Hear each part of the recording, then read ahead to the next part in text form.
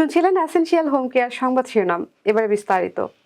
যুক্তরাষ্ট্রের প্রেসিডেন্ট নির্বাচনে ডোনাল্ড ট্রাম্পের বিজয় আনুষ্ঠানিকভাবে নিশ্চিত করে তাকে পরবর্তী মার্কিন প্রেসিডেন্ট হিসেবে স্বীকৃতি দিয়েছে মার্কিন কংগ্রেস। সোমবার সকালে কংগ্রেস অধিবেশন শুরু হওয়ার পর এই অনুমোদন দেন দেশটির আইন প্রণেতারা। কংগ্রেসের স্বীকৃতির ফলে এখন ট্রাম্প ও তার দল রিপাবলিকান পার্টি সরকার গঠনের আনুষ্ঠানিক অনুমোদন পেল। গত 5 নভেম্বর অনুষ্ঠিত নির্বাচন ডেমোক্র্যাট প্রার্থী কমলা হ্যারিসকে হারিয়ে প্রেসিডেন্ট নির্বাচিত হন ট্রাম্প। কিন্তু যুক্তরাষ্ট্রের নিয়ম অনুযায়ী নভেম্বরে নির্বাচন হলেও ফলাফলের আনুষ্ঠানিক ঘোষণা দেওয়া হয় 6 জানুয়ারি। সোমবার ছিল সেই দিন। এদিন মার্কিন পার্লামেন্ট ভবন ক্যাপিটাল হিলে আইন প্রণেতারা ট্রাম্পের বিজয় স্বীকৃতি দেন।